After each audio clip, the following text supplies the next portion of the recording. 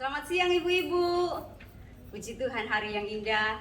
Siang hari ini kita dikasih kesempatan lagi untuk kita bisa menikmati persekutuan dengan Tuhan Yesus. Saat yang indah ini kita mau berikan dan kita mau persembahkan seluruh hati kita, pujian kita yang terbaik buat Tuhan. Sebab Dia adalah Allah yang terindah buat kita. Dia Allah yang layak untuk dipuja dan disembah.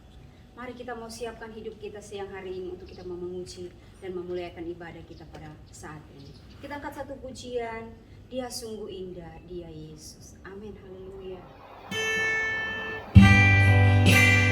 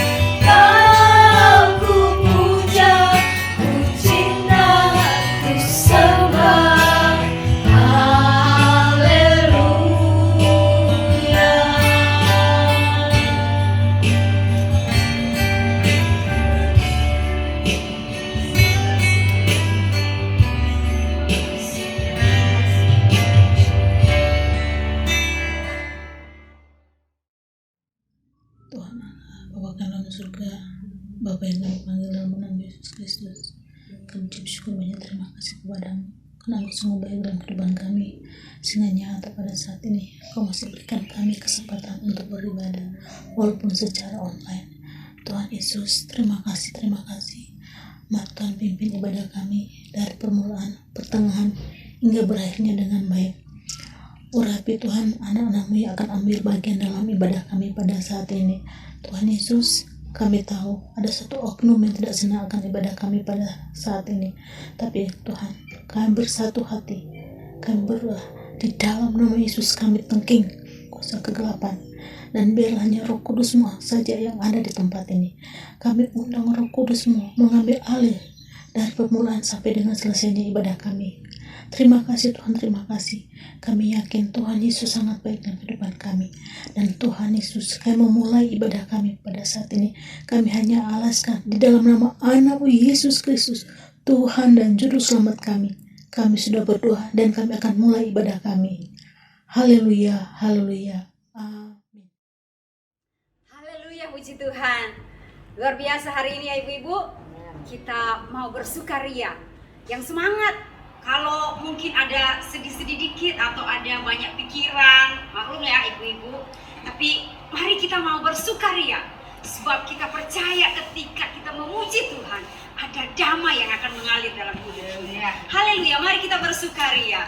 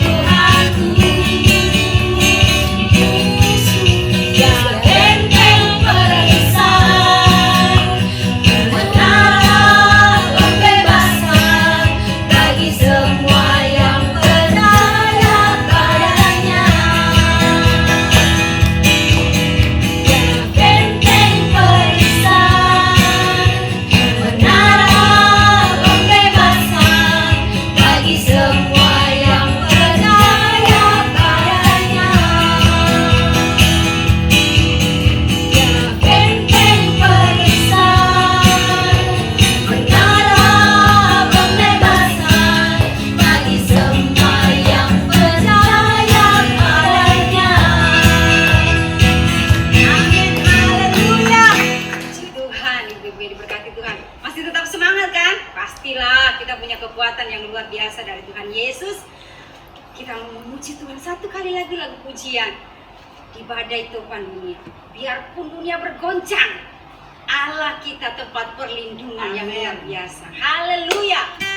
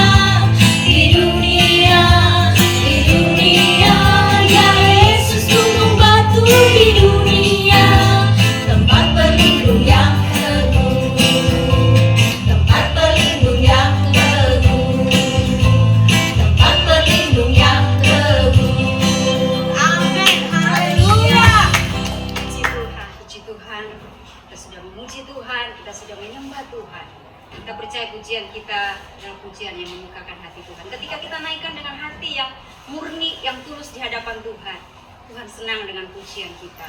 Dan siang hari ini kita akan mempersiapkan hati kita untuk diisi lagi, dikuatkan lagi dengan kebenaran firman Tuhan. Sebab kita percaya andalan kita hanyalah kebenaran firman Tuhan. Ketika hati kita, pikiran kita terus diisi dengan firman Tuhan, tidak ada alasan untuk kita takut. Goncangan di mana-mana, tetapi percaya ada Yesus yang terus menyertai kita. Ada firman Tuhan yang selalu meneguhkan kita. Haleluya, kita akan pujian, itu tidak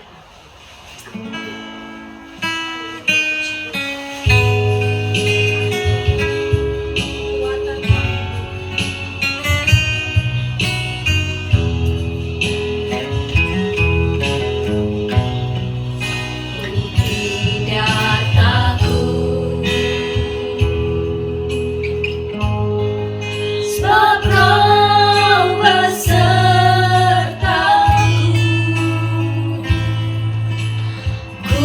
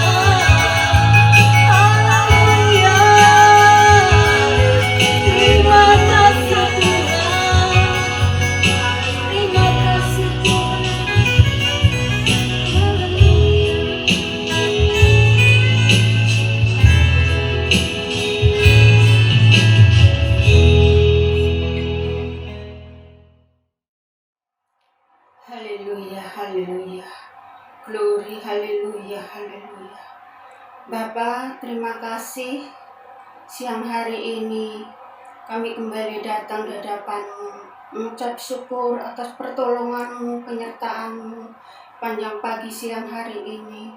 Kami masih boleh memuji dan membesarkan nama-Mu, itu berkat kasih dan karunia-Mu.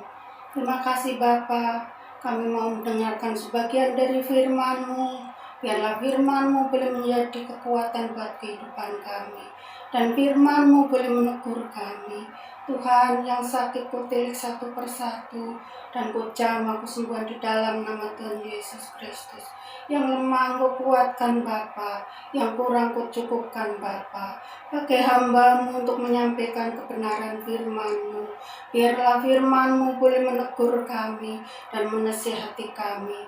Terima kasih Bapa, kami mau duduk tenang diam mendengarkan firman-Mu. Dalam nama-Mu yang kudus, kami sudah berdoa dan mengucap syukur. Haleluya. Amin. Shalom. Selamat pagi menjelang siang kepada ibu-ibu yang terkasih, kepada kaum wanita GPDI Antioquia Tebet yang mengikuti ibadah pada hari ini melalui YouTube channel. Apa kabar semuanya? Puji Tuhan, saya percaya kita semua dalam keadaan baik, sehat, dan senantiasa dalam pemeliharaan Tuhan.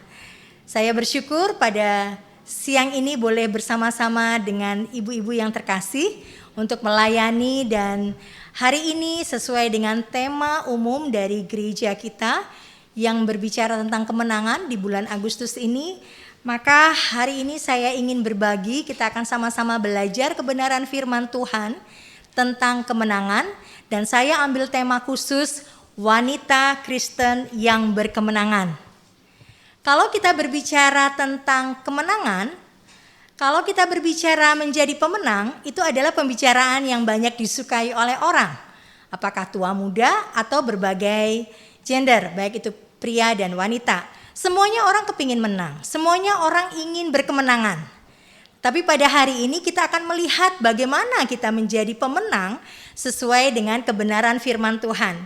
Dan dasar firman Tuhan pada hari ini kita ambil dari Roma 8 ayat yang ke-37. Saya akan membacakan bagi ibu-ibu yang terkasih. Tetapi dalam semuanya itu kita lebih daripada orang-orang yang menang oleh Dia yang telah mengasihi kita. Wow, puji Tuhan. Kita lebih daripada orang-orang yang menang. Kalau kita sering mendengar orang-orang yang menang, ini lebih lagi. Jadi kemenangannya itu sangat membanggakan. Siapapun orang pasti ingin menang. Dan banyak orang ingin menang tetapi seringkali lupa bahwasanya untuk bisa menang harus mengikuti yang namanya apakah itu pertandingan, kejuaraan, perlombaan. Seperti pada waktu kita mungkin pernah ada yang punya pengalaman ikut perlombaan di sekolah pada zaman-zaman dahulu. Atau kita barangkali pernah menjadi murid pada saat kita harus naik kelas, harus lulus dalam bangku sekolah, maka kita juga harus dites. Kalau kita berhasil, maka kita menjadi orang-orang yang berhasil juga atau lulus, atau orang-orang yang menang.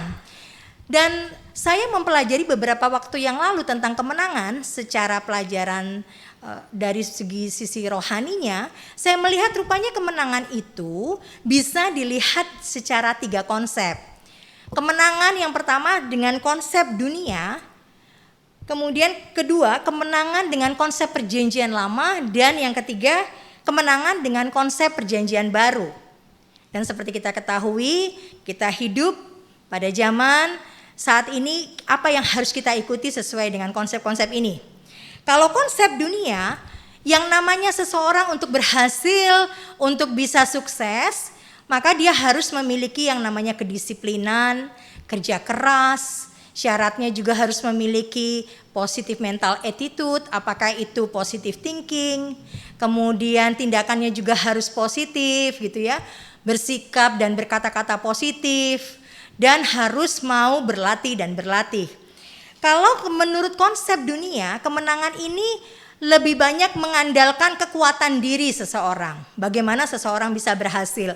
Makanya gak heran ada orang mengatakan dia gak kenal Tuhan atau dia bukan anak Tuhan, tapi dia kok bisa hebat ya. Dia bisa menjadi pemenang terus kalau dia misalnya seorang atlet. Saya katakan karena memang kalau seseorang bekerja dengan sungguh-sungguh, berlatih dengan sungguh-sungguh, pasti dia menang. Tetapi bukan kemenangan ini, karena kemenangan ini lebih mengandalkan kekuatan diri sendiri. Apakah perbedaannya dengan konsep perjanjian lama? Kalau sesuai dengan perjanjian lama, kita melihat contohnya adalah bagaimana bangsa Israel keluar dari tanah Mesir, akhirnya mereka juga masuk ke tanah perjanjian. Konsep kemenangan yang dialami oleh bangsa Israel ini lebih mengarah kepada kemenangan untuk hal-hal jasmani. Bagaimana mereka dipelihara oleh Allah, bagaimana mereka dicukupkan makan minum kehidupan mereka selama dalam masa pengembaraan mereka di padang gurun, bagaimana mereka bisa mengalahkan banyak tentara-tentara atau lawan-lawan atau musuh-musuh mereka pada saat mereka menduduki satu wilayah, dan mereka diberikan kemenangannya kemenangan seperti itulah yang bersifat dengan jasmani. Apa yang langsung mereka butuhkan itu yang mereka dapatkan. Tetapi untuk saat ini sebagai anak-anak Tuhan, sebagai gereja Tuhan di zaman akhir yang berpegang kepada kebenaran firman Tuhan dan perjanjian baru yang menjadi dasar untuk kehidupan kita, kita melihat konsep kemenangan dalam perjanjian baru mengarahkan kita, kemenangan kita lebih berarah kepada hal-hal yang bersifat rohani.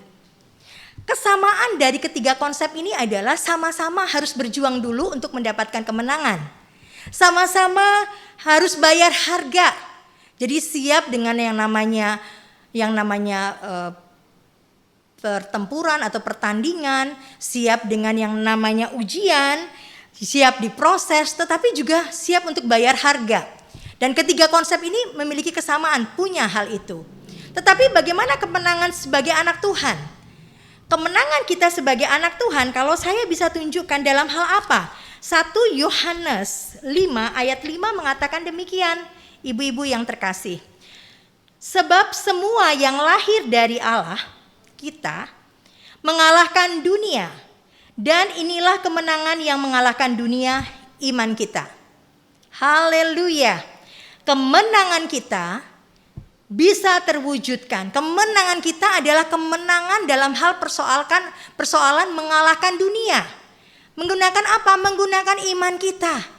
Seperti tadi ayat yang sebelumnya Roma 8 menunjukkan bahwasannya kemenangan yang diperoleh itu dari Dia, dari Allah kita, dari Tuhan kita. Tetapi dari bagian kita juga harus menggunakan iman kita.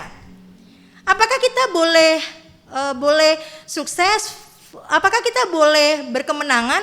Apakah cuma hal-hal yang bersifat rohani adalah hanya bersifat tentang bagaimana nanti kita hidup bersama-sama dengan Tuhan, urusan nanti di surga? Jadi kalau di dunia ini kita gak boleh mengalami kemenangan? Tentu tidak. Bahwasannya kalau kita pegang juga di dalam Matius 6 ayat 33 mengatakan carilah dahulu kerajaan Allah maka semuanya akan ditambahkan kepadamu. Artinya apa? Seperti dalam 1 Yohanes 1 bahwasannya Dia datang untuk memberikan kita kehidupan dan kehidupan yang berkelimpahan. Itu janji Tuhan bukan saja cuma untuk masalah-masalah rohani, kehidupan kekal, tetapi di dunia ini juga kita boleh, kita bisa. Kita berhak juga bisa sukses, bisa menang, bisa berhasil. Boleh kok kaya, boleh kok diberkati, boleh kok ibaratnya menimba ilmu setinggi-tingginya, boleh kok meningkatkan karir dan lain sebagainya. Tetapi yang paling penting adalah kemenangan itu membuat rohani kita semakin bertumbuh. Karena di dalam 1 Yohanes 5 ayat 5 kemenangan yang terutama adalah kemenangan untuk mengalahkan dunia. Apa itu maksudnya mengalahkan dunia? Mengalahkan segala hal-hal yang bersifat duniawi. Mengalahkan segala hal-hal yang kita hadapi di dunia ini. Contohnya apa? Masalah kedagingan, masalah godaan, dosa, kesulitan, penderitaan. Hari-hari ini kita berada dalam masa pandemik ya. Kita menghadapi ancaman tentang virus COVID-19, apalagi yang sekarang udah bermutasi katanya. Dengan segala bentuknya, itu tantangan yang kita hadapin. Permasalahan yang paling penting bagaimana kita sebagai wanita Kristen pada saat menghadapi tantangan itu kita tidak lemah. Iman kita tidak turun. Tidak sampai kita undur dari Tuhan, itulah kemenangan kita. Kalau kita hadapin, pasti kita hadapin. Orang mengatakan, oh apakah karena kita anak Tuhan, kita pasti nggak akan, ataupun kita terhindar dari sakit COVID-19, kita dijauhkan. Bisa kan kita berkata begitu? Bisa, kenapa tidak? Tetapi masalah kita kena atau nggak kena, asal kalau kita udah melakukan bagian kita sudah mendoakannya, jaga prokes, tapi Tuhan luaskan. Masalah kemenangannya bagaimana kita menghadapi sakit penyakit tersebut, menjalani proses, dan kita semakin bertumbuh di dalam iman kepada Tuhan.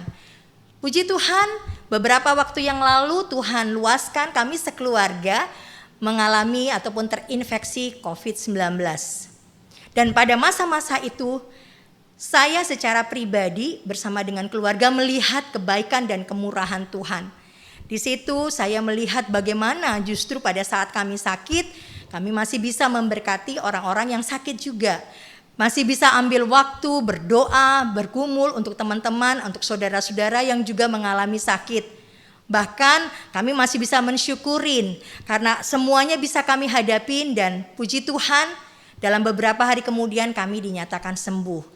Jadi sakit itu tidak membuat kita undur, tetapi membuat kita semakin bersyukur, semakin kita melihat penyertaan Tuhan, semakin kita lebih mengandalkan Tuhan. Itulah kemenangan yang Tuhan inginkan. Jadi boleh kita sukses secara kehidupan sehari-hari, tetapi yang paling utama bagaimana kita menang mengatasi segala permasalahan di dalam kehidupan kita. Menggunakan iman. Kalau kita bicara iman, apa itu iman sebenarnya? Ibu-ibu yang terkasih bisa membukanya di dalam Ibrani 11 ayat 1. Mungkin ini ayat yang hafalan kita ya sejak kita sekolah minggu. Iman adalah dasar dari segala sesuatu yang kita harapkan dan bukti dari segala sesuatu yang tidak kita lihat. Ini bicara iman. Iman adalah kita tidak melihat yang kita inginkan belum terjadi, tapi kita percaya ada sesuatu yang terjadi buat kita akan terjadi.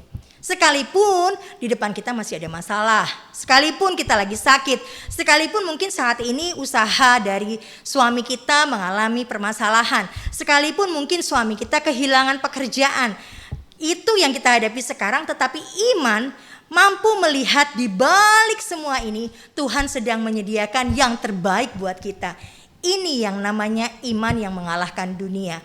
Persoalan tidak membuat kita mundur dari Tuhan, tidak membuat kita mengeluh, tidak membuat kita jadi marah, tidak membuat kita jadi malas-malasan untuk melakukan ibadah, melakukan doa, membaca firman, tetapi membuat kita semakin kuat, semakin dekat kepada Tuhan, semakin mengandalkan Dia. Itulah adalah kemenangan yang sejati. Iman dari mana timbulnya? Bagaimana supaya saya menumbuhkan iman? Ibu-ibu yang terkasih bisa membukanya di dalam Roma 10 ayat 17. Roma 10 ayat 17 yang mengatakan bahwasannya iman itu timbul dari pendengaran. Pendengaran akan firman Kristus. Roma 10 ayat 17. Jadi iman timbul dari pendengaran dan pendengaran oleh firman Kristus, firman Tuhan. Semakin kita banyak baca, semakin kita renungkan, kita lakukan, maka iman kita bertumbuh. Karena pada hakikatnya Yakobus 2 ayat 17 mengatakan kalau iman tidak disertai dengan perbuatan pada hakikatnya akan mati.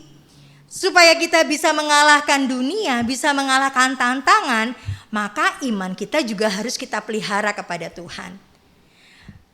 Contohnya kalau ada punya persoalan yang kita hadapi sekarang semuanya lagi buntu nih. Maka iman yang mengalahkan dunia adalah iman yang mampu berkata seperti dikatakan di dalam Roma 8 ayat 28 misalnya. Bahwasanya segala sesuatu yang kita hadapin itu akan mendatangkan kebaikan bagi kita. Bagi orang yang mengasihi Dia, itu namanya iman yang bisa mengalahkan dunia. Nah, kita baca ya. Kita tahu sekarang bahwa Allah turut bekerja dalam segala sesuatu untuk mendatangkan kebaikan bagi mereka yang mengasihi Dia, yaitu bagi mereka yang terpanggil sesuai dengan rencana Allah. Kuncinya kita mendapatkan kemenangan adalah mengasihi Dia. Kuncinya kita mendapatkan kemenangan bahkan lebih dari pemenang adalah kita hidup di dalam Dia. Menghidupi firman, menghidupi iman di dalam kehidupan kita. Ada beberapa contoh teladan yang baik yang bisa kita contoh dari tokoh-tokoh Alkitab. Tetapi terkadang kita juga melihat adanya peringatan yang dilakukan oleh beberapa tokoh ataupun beberapa orang, pihak di Alkitab yang perlu harus kita waspadai untuk tidak melakukannya. Kita melihat ada begitu banyak wanita-wanita hebat di dalam Alkitab ini yang bisa kita contoh bagaimana mereka bisa menghadapi persoalan dan mereka menang. Tetapi saya mau menunjukkan terlebih dahulu apa sih yang membuat orang bisa tidak menang atau gagal mendapatkan kemenangan. Ada satu contoh, yang pertama adalah kalau kita masih ingat cerita di zaman kita sekolah minggu, yaitu istri Lot.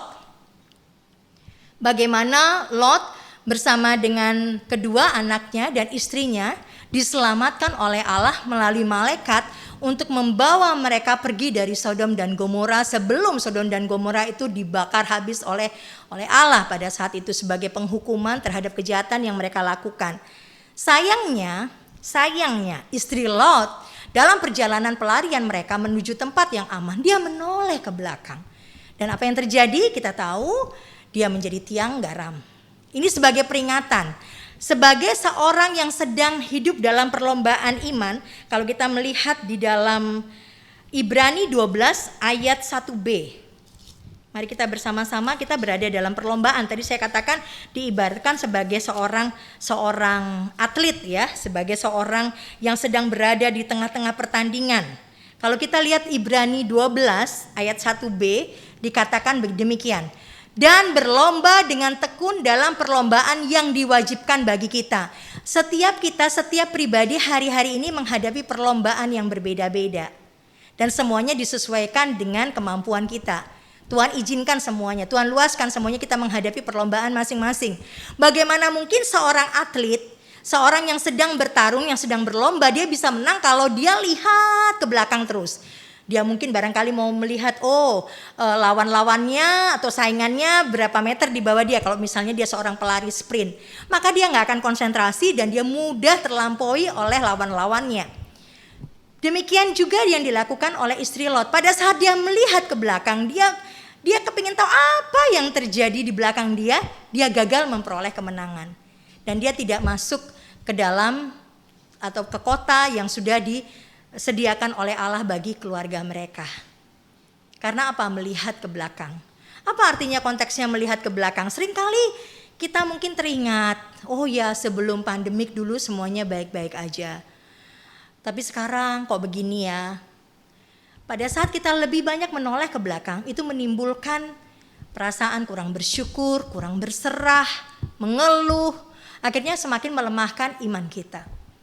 Dan Tuhan inginkan kita fokus ke depan. Seperti seorang pelari, sebagai seorang atlet, lurus ke depan.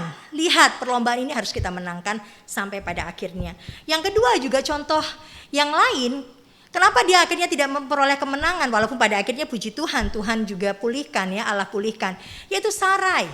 Nama lama dari Sarah. Pada waktu dia menjadi atau memiliki nama Sarai, sebenarnya janji Tuhan itu sudah diberikan kepada si Abram atau Abraham suaminya. Pada waktu itu mereka akan menjadi orang yang diberkati Tuhan dengan keturunan seperti bintang di langit, seperti pasir di laut. Tetapi si ibu Sarai ini merasa ragu. Dia ketawa, bahkan sampai pada waktu malaikat datang, yang diutus oleh Allah datang, 2 orang malaikat itu yang seperti orang biasa datang menemui mereka, dijamu oleh Abraham. Dia mengatakan bahwasannya di bulan yang sama pada waktu tahun depan, kamu akan menimang anak. Si Sarai ini yang harusnya jadi penolong buat suami untuk menguatkan, malah ngiki di belakang. Dia pikir, wah saya sudah enggak seperti wanita yang bisa hamil atau bisa melahirkan. Mungkin barangkali dia kalau saat itu dia tentunya sudah menopause. Dia katakan mungkin banyak wanita-wanita zaman sekarang mungkin akan mengatakan saya udah bagaimana mungkin saya bisa hamil? Karena apa? Dia hanya membatasi kepada manusianya, kepada hal-hal yang biasa terjadi di dunia ini. Dia lupa Allah kita, Tuhan kita sanggup melakukan hal-hal yang secara pikiran manusia tidak mungkin, itu mungkin bagi Tuhan. Dia membatasin. Makanya gak heran Sarah dan Abraham menghadapi persoalan dengan lahirnya anak di luar dari rencana Tuhan. Mereka pakai cara manusia, mereka mengambil salah satu dari hambanya Sarai untuk diperistri oleh Abraham. Itu pun bukan maunya Abraham. Kalau kita lihat di firman Tuhan, ini istrinya yang dorong. Kebayangkan ibu-ibu yang terkasih. Saya pikir di sini jangan sampai terjadi gitu, seorang istri bukannya menolong menguatkan suami tentang janji firman Tuhan, malah kasih wanita lain untuk sudah kamu nikahin aja, kita punya anak, mungkin dari situlah yang dijanjikan Tuhan. Mungkin dia lupa, bukan begitu cara Tuhan. Plannya Tuhan adalah anak itu harus lahir dari rahim si Sarah, bukan dari Hagar. Sehingga akhirnya mereka gagal, dalam arti kata ada persoalan-persoalan yang terjadi, walaupun janji Tuhan tetap terjadi dengan lahirnya Ishak, tapi mereka mempunyai persoalan yang lain karena yang ditimbulkan dengan daya pikir dia. Dan ini yang tidak kita mau. Kita mau betul-betul kemenangan itu mutlak karena tuntunan dan pimpinan oleh Tuhan. Kalau begitu apa yang harus kita lakukan supaya kita bisa menang? Kita harus memulai iman. Tumbuhkan iman dalam diri kita. Kita sebagai wanita khususnya, Anda sebagai istri, saya sebagai istri, sebagai penolong harus bisa menguatkan pasangan kita, suami kita, anak-anak kita, bahwasannya dalam keadaan sesulit apapun Tuhan ada bersama dengan kita. Pegang, perkatakan apa yang sudah kita dengar firman Tuhan hari-hari ini. Segala sesuatu tidak pernah melebihi kekuatan kita, selalu perkatakan dengan iman. Kemudian yang kedua, taat melakukan firman Tuhan. Karena firman Tuhan itu menjadi terang bagi kita, sehingga kita tidak perlu khawatir dengan segala sesuatu, walaupun memang yang kita hadapi saat ini susah. Tapi kita percaya Tuhan sedang melihat kesungguhan, ketekunan dan ketaatan kita. Ingat contoh dari seorang janda di daerah Sarfat, bagaimana mereka menghadapi masa kekeringan dan mereka sebentar lagi juga pasti akan mati karena persediaan makan yang sudah sangat menipis. Tetapi Tuhan mengasihi ibu janda ini, bagaimana pada waktu Nabi Elisa mampir ke rumah mereka, si ibu ini masih mau berbagi makanan. Pada waktu Elisa meminta sediakan makanan buat saya, dia nggak bersungut-sungut, kami lagi susah, mau boro-boro mau bagi-bagi orang. Tapi dia ada roh yang mau memberi, dia berbagi. Dan disitulah pada waktu dia taat kepada Nabi Tuhan, pada taat kepada firman Tuhan, itu berbicara juga tentang kebenaran firman Tuhan yang kita lakukan, kita taat melakukannya, maka pertolongan Tuhan akan terjadi. Carilah dahulu kerajaan Allah, maka semuanya akan ditambahkan. Dan wanita atau janda Sarfat ini terpelihara bisa melewati sampai pada selesainya masa-masa kekeringan. Terus bagaimana kita juga yang ketiga harus setia. Tadi taat, yang ketiga setia. Setia apa? Setia melakukan firman Tuhan. Setia dalam doa, setia dalam membaca firman, setia dalam merenungkan firman. Dalam keadaan situasi seperti sekarang ini, kita banyak punya waktu, kita pakai waktu kita berdoa buat keluarga kita, berdoa bagi orang-orang di sekitar kita, berdoa buat kota kita, berdoa untuk bangsa dan negara, sekalipun mungkin keadaan masih belum begitu pulih. Kita lihat angka terinfeksi masih tinggi. Bagaimana kita terbeban untuk setia mendoakan bangsa dan negara kita. Maka seperti Hana, dia yang setia berdoa menangis kepada Tuhan. Akhirnya Tuhan juga memberkati dengan dia bisa melahirkan Samuel dan diikuti oleh adik-adiknya. Kemudian terlahirkan. Karena apa? Hana begitu setia untuk mengandalkan dan berdoa kepada Tuhan. Hari-hari ini itu yang kita perlukan. Iman, kita pelihara, taat lakukan firman Tuhan, setia untuk terus melakukan sekalipun situasi belum berubah, karena kita tahu suatu hari Tuhan akan menolong kita, Tuhan akan memberikan kemenangan kepada kita. Jangan pakai waktu kita, tapi waktu Tuhan yang akan bekerja di atas kehidupan kita.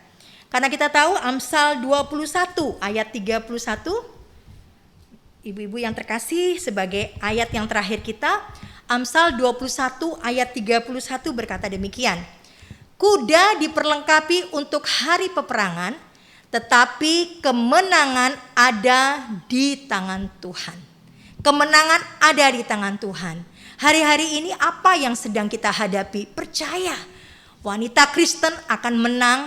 Asal kita harus tahan uji, asal kita tetap setia, asal tetap kita mau mengambil bagian dalam pemrosesan ini.